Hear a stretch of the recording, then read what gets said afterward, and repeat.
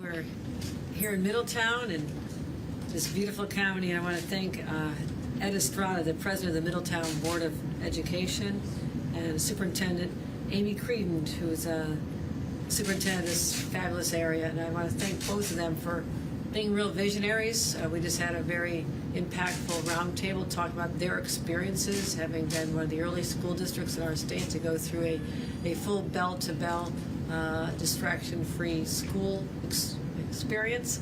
And overwhelmingly, hearing from them really made me feel more optimistic about what we're walking into and how the transition will be a little rough at start, as always, but change is hard. But then we're going to get to a place where we heard from the students, really transformational experience for them to talk about how students are making friends in person and communicating at a different level, and just their grades are getting better. They're feeling better about life. And so just hearing from the students themselves really made me proud that we're on this path just in a matter of weeks to be the largest state in America to have a full bell-to-bell K-12 distraction-free school experience. And so happy to take any on topics, and the superintendent and the president are certainly welcome to jump in and help me.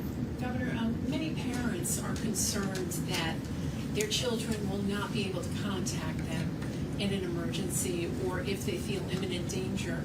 In some cases, unfortunately, if there was an active shooter, for example, to say goodbye to their parents.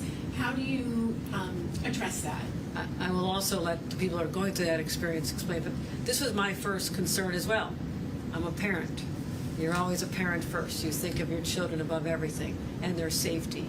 And unfortunately, our children live in a world where we have these horrific incidences which are just bone-chilling. But what I learned from law enforcement changed my mind completely on this issue. Police officers, sheriffs, district attorneys, law enforcement experts have said, if there is an active shooter on a school campus or in a school building, the last thing you want is your child fumbling for their cell phone, trying to call mom or dad, possibly disclosing where they are. Their cell phone could go off and identify their location. That jeopardizes their lives. Also, they might be wanting to film the situation and send it to their friends. And the number one responsibility in that event lies on the shoulders of a teacher, a highly trained professional at the front of the classroom who knows what to do. She will lead those children to safety, and that is the best outcome in that scenario. And so that is what I learned. That gave me great assurance. And I know it's hard for parents, breaking that umbilical cord that has been there since your mom, since the conception of your baby. And it is hard. But there will be opportunities for emergency calls and access two-way communication from every school district is required to have a plan for that, whether it's a phone in the principal's office, like it used to be, or whatever mechanisms they set up. We've left that to the schools. But that was also important to us as well.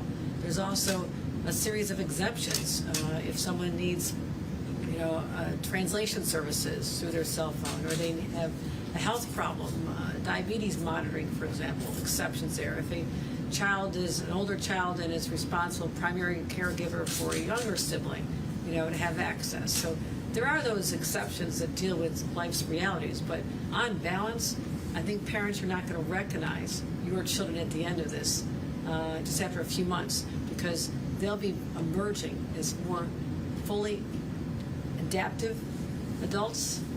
That's our job, is to send young people out in the world who can deal with interpersonal skills and have them fully developed, and to do more in life than just staring at a cell phone all day. They're going to have friends in person.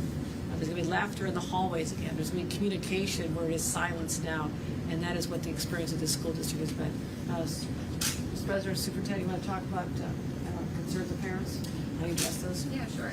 I think that we've created a really simplified way for families to communicate directly with their young people through our cohort offices with administration, and or the ability for them to email their young person during the day.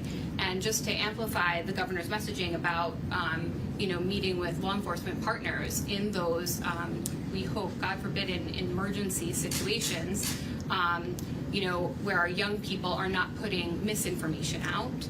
And so what we did was did some tabletop exercises with local law enforcement, primarily the Orange County Office of Emergency Management, the state police, and the City of Middletown Police Department, and planned for, if we get into a situation like that, what are some options that we have. And it kind of came to us when I was watching one of my son's lacrosse games, and I saw that in an instant the trainer needed to get access to a young person and cut equipment. And I watched them use the athletic trainer scissors. And so we came back and tested it out with our team and said, well, we have fire extinguishers in classrooms. We have AED machines. We have stop the bleed kits.